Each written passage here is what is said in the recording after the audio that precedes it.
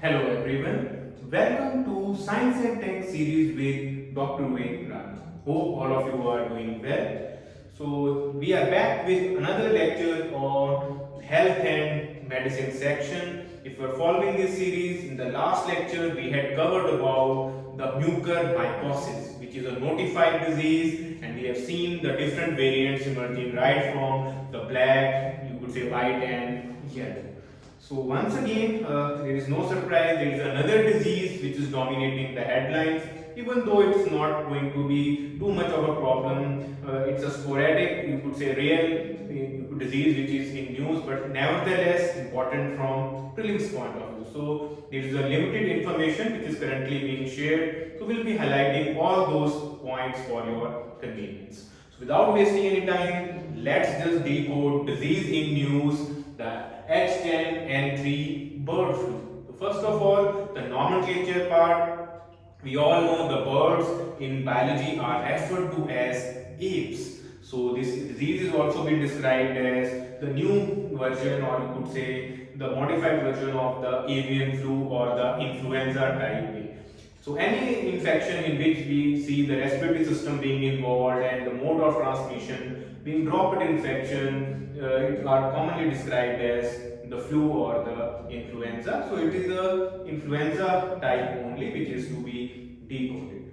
Now if you are following current affairs, in last year we had seen the outbreak of H5N8, H3, and once the series goes on, these are the various types of, you could say, the avian flu types.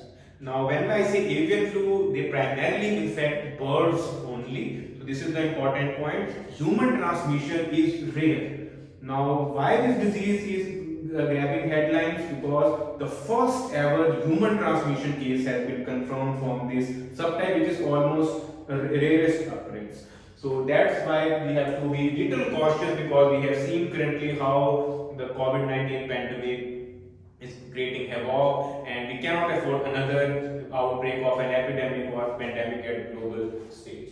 So currently, if we look at the site where the first ever human case of this H10, you could say N3 bird flu has been confirmed, because this only 160 cases of the bird transmission were detected, but human transmission is the first. So you make sure you are aware of the site. It's the Jiangsu. So Jiangsu, as the name suggests, it's once again China. We have seen a lot of viruses from the, you could say, swine fever to the recent one, you could say COVID-19, being originating in the Chinese provinces. But typically, as the saying goes, the geographical locations are now not being highlighted, and typically the scientific terms of H10 and 3 is being used as well. So the current outbreak is just limited to one individual of 41-year-old. So no need to just mug up. But since the outbreak is there in the China, the disease has garnered headlines more than ever. The category in which such diseases are placed are zoonotic diseases. We all know diseases which are limited to the mainly to the animals, but human transmission is also possible. So there is a long list which you must revise as a part of your preparation, to just go through which have been the current zoonotic diseases which have garnered headlines. Because there can be a question: which of the following are zoonotic diseases or not zoonotic diseases? Which of the following are linked to the poultry or the, you could say, wild bird? Which of the following are related to the pig? Big one are referred as the swine category. So make sure you are clearly aware of the category of diseases.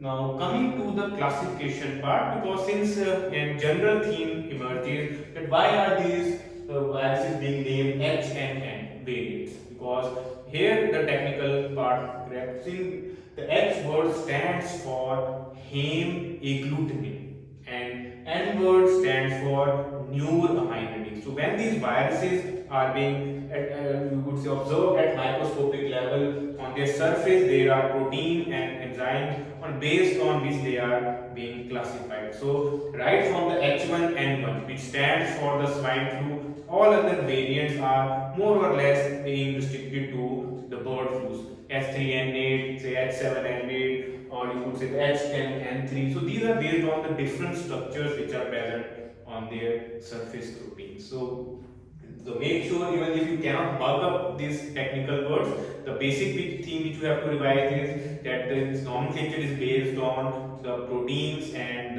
you could say enzyme. A's word is for enzyme, neuraminidase. A-glucanine is for the protein part, because whenever such news are being covered or do's and don'ts of such diseases are being covered, the term H and N are used. So they can ask what does H and N stand for.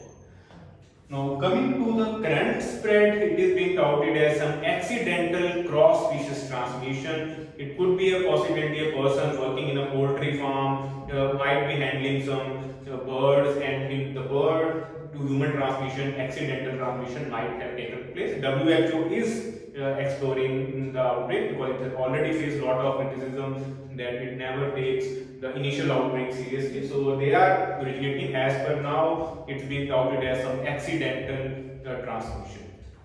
If we look at the general, that how these viruses get transmitted, generally the saliva, or you could say the poop, or you could say any secretion from the bird, it get transmitted from one bird to another, and they are in close vicinity. So basically, in such outbreaks, culling of birds is carried out to prevent the further outbreak. In H10N3, you have to be careful that these birds are not typically the poultry birds. These are waterfowl or other wild birds which are in nature. Currently, there is no confirmed cases of the outbreak in poultry birds. Otherwise, there is an economic loss which such industries have to bear. You could recall in you could say in India itself, the recent outbreak of H5N8 in Himachal Pradesh, Tamil Nadu, or you could say the northern states. Lot of birds, poultry birds, have to be killed, and it was economic loss. Whereas in this case, these are some wild birds, so it is immediate. There is no such, you could say, the economic losses to the poultry industry, but nevertheless, since the human transmission has taken place, so investigation, a fair investigation is the need of the. So this is where the spread part. If the general question comes, how these avian flus get transmitted, it's the droplet. You could say the contact transmission is the through vegetation. It can take to live birds and even the mishandling of the dead birds. So precaution has to be taken while handling such cases. Now coming to the history part, it is being said that it is the first ever case of human transmission, but you have to be careful when they say of H10N3. If they are saying that currently no transmission ever has happened to human through the poultry birds or to the aves, then that would be wrong. If you look back at history, H5N1 is one of the specific strain which has caused, you could say, almost 455 deaths of people as well. Apart from some different strains, they cause lakhs and millions of poultry deaths annually. So generally, when the disease is just limited to the avian, it does not cause a global scare because it can easily be contained. But when the human transmission takes place, there is a possibility that person who is infected due to mutation or some other reason, he might transmit to some other person as well. But currently, you could say the hype is being contained. They say that currently this disease is going to be a rare sporadic case which has been reported for the transparency, and is no need to unnecessary panic. So once again, the fear mongering which starts with outbreak of the first disease has to be dealt rationally. There should not be some unnecessary hype, or you could say the spread of the another disease that is going to threaten the humanity. So currently, we can hope that this disease is contained at earliest, and there are no further transmissions to humans. And as such, this is one of the rarest occurrence. You could see H10N3 is rarely in use. Only global 160 cases have been reported. So hopefully, this is just a minor topic which you need to be updated. But the broader topic of avian flu needs to be revised. And what exactly are influenza? How are they caused? What are the positive agents? That's the basic theme which we cover in our class lectures. So make sure you just go through the influenza, the swine flu, the avian flu, the SARS, MERS, and the current problem. So these things can get overlap after some time, and you might try to get confused in differentiating these diseases. So this is what we have in the current topic of H3N3, and there is also an update regarding the strains of COVID-19. There is alpha, beta, gamma, and delta are some new terms which are being associated with COVID-19. So there, since we have avoided the naming of the viruses, or you could say the variants on geographical locations, so these the terms which alpha, beta, gamma, and delta are being applied to the viruses. Like in case of the mutant strain which emerged in UK has been called the alpha strain. In beta it's the South Africa. In gamma it's the Brazil, and the delta one, which is the most favorable, is linked to the Indian version. So this is another minor update regarding the diseases. So make sure you also integrate them in your class notes.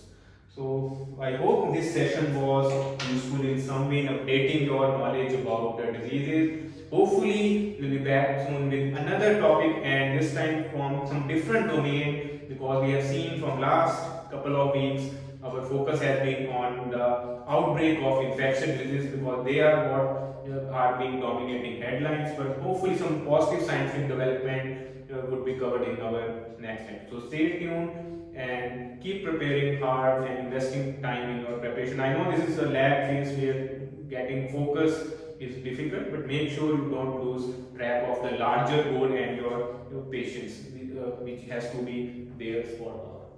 So thank you very much. Have a nice